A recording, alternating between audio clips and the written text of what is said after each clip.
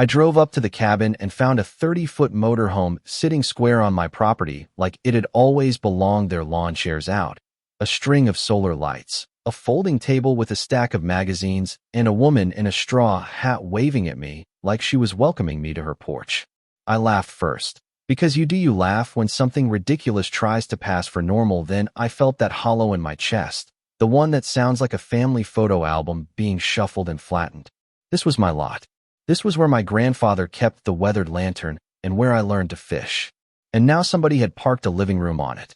My name is Sam Carter, and for 10 years this place has been the pause button on the rest of my life. We build a dock out of crooked planks, and there's a tire swing someone hung on the old oak that groans like an old man when wind comes through. It isn't much a shed with a rusted stove, a porch that leans when you sit too far to the left, but it's ours, and you learn to measure a life by small inheritances. A patch of land, a peanut brittle recipe that lives in your pocket, the way the fog lifts off the lake in the morning like someone slowly rolling up a curtain. So when Marlene Hale, the neighborhood association president, the kind of woman who frames bylaws like scripture, told me, with a smile that smelled of lemon cleaner and vindication, that around here we all look after each other, I felt something in me fold into itself.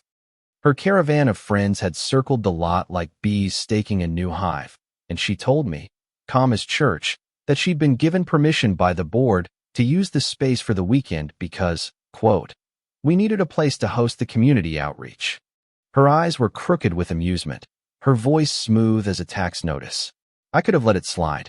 I could have watched neighbors wander across the dock to dip their toes in someone else's lake, let the music pulse a thin, humiliating beat into my memory, and gone back into town to file a complaint that would sink into paper and bureaucracy like a stone into mud. But this wasn't just about paper, and it wasn't just about that weekend. Marlene had been on a slow campaign for control, a creeping insistence that community meant compliance, that her approval was the currency for belonging, and she'd been circling my family for years. When she smiled that way at me, I saw all the small slights added up like tally marks. I'll call the county, I said, keeping my voice level, because when you let anger do the talking first, it robs you of every other option. You can't just occupy private property. She sipped from a red cup and said, Sam, we're trying to bring folks together. You always make it dramatic. Her words were precise, designed to belittle and then mellow into neighborly concern. I noticed the way her friends laughed, a practiced, pleasant sound that matched the vinyl chairs and the portable grill. The deputy arrived because someone had called. He arrived wearing the permanent skepticism of people who learn to read all sides of a story before choosing one. He asked for deeds and parcel lines. He asked questions like he was arranging chess pieces. The deputy left with a folder and a look that suggested he thought paperwork would solve an annoyed man's grief, and for a beat I thought it would. Then Marlene stepped forward, and the air shivered a little. You can feel when a person expects the world to bend.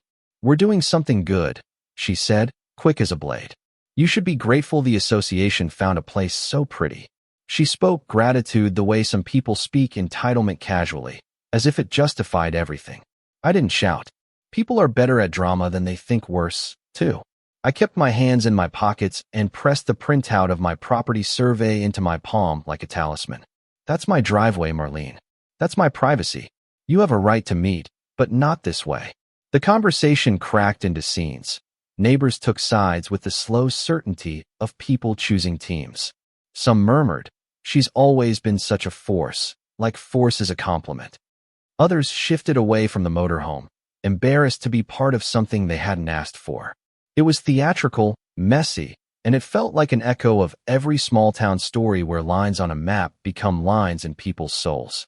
I spent the next day doing things I never thought would be the main event of my life: calling the county recorder, pulling up old maps, standing in a municipal office while a board clerk pointed out the law's soft edges. I read HOA bylaws that looked like they'd been written by someone who'd never loved a tree, bylaws that gave the board authority for community events, but said nothing about commandeering private land with motorhomes. Somewhere between a cup of bad coffee and the county attorney's mail slot, the shape of a plan assembled itself out of facts and patience. There was a moment when I understood that the right fight is often less about how loud you are and more about how accurately you point. So I pointed at lines on a map, at recorded deeds, at meeting minutes that mentioned temporary use permits and not squatting. I took photos inventory of chairs, of coolers, of the dent in my mailbox from the RV's bumper. I made a folder for the deputy that smelled like law and reason. Marlene tried another tactic. She showed up in the morning like a weather pattern you can't predict out of habit, with a delegation, a grill, and a ridiculous amount of politeness. "You know, Sam," she said, leaning on the hood of the motorhome as if it were an altar, "you could just let this be a teaching moment. We're trying to build a stronger neighborhood." "Teaching what?" I asked. "That community means taking other people's spaces?" She laughed, short and brassy, and the group around her laughed with her. There was guffaw that said, "Your feelings are quaint." And then one of her supporters, a man with a jaw like a rock and a smile like a coin, stepped forward and said, "Why don't you just call your lawyer?" As if this were a problem solved by suggestion and not by responsibility. It was the kind of line that sits in your belly and doesn't leave. That afternoon, the deputy came back with a tow notice and a patience replaced by procedure. He read through the complaints and the maps, then looked at Marlene with the civilized exhaustion of someone who'd seen too many civic theaters. "We can issue a removal order if the occupancy violates private property law," he said, and because we both knew what that meant, there were no fanfares. There was the quiet, satisfying thump of the inevitability of rules, of documents moving pieces. Marlene's face changed. You could see the veneers of control chip away to reveal the panic beneath. She tried every line she could, from legal threats to moral high ground to a sudden flurry of tears that smelled suspiciously of the theater.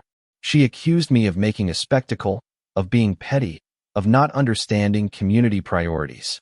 Her words got sharper as the reality of the tow truck, large, utilitarian, as indifferent as a weather front, rolled down the road. The moment the tow truck hooked the hitch and the motorhome juddered, there was a sound inside me like a tide drawing back. People make all kinds of choices when they believe they're entitled to someone else's space.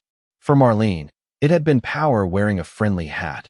For me, it was the slow accumulation of every small disrespect that had bruised a family's legacy. Watching that RV leave, watching a woman who had spoken about unity as a synonym for obedience humbly sign citations, felt less like victory than settling. Because justice in small towns is messy. When you take something back from someone who thinks they had a right to it, you don't get a parade. You get a neighborhood that's been stirred up and never quite the same. Marlene's position as board president softened in the weeks after. People whispered, shifted allegiances, pretended to be shocked at the spectacle they'd once applauded. I walked the lot at dawn and found cigarette butts tucked into the grass where lovers had stood watching the sunset, a warping in the dock where someone had dragged a cooler, a new sign someone had left in the dirt that read, "Respect property." It felt like a scar, but it felt like truth. I want to be clear, I didn't do this to humiliate anyone. There's a strange joy in winning a fight, but the real pleasure is quieter, reclaiming the ordinary things that make a life your own. The motorhome didn't represent just a vehicle. It represented the idea that rules could bend for the charismatic, that history could be overwritten by whoever had enough influence to whisper community into people's ears.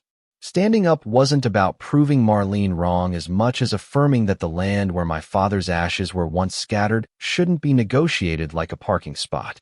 Sometimes, at night, I still run through the conversation in my head, the way she tilted her head, the way she said, "We're building community," as if it absolved everything.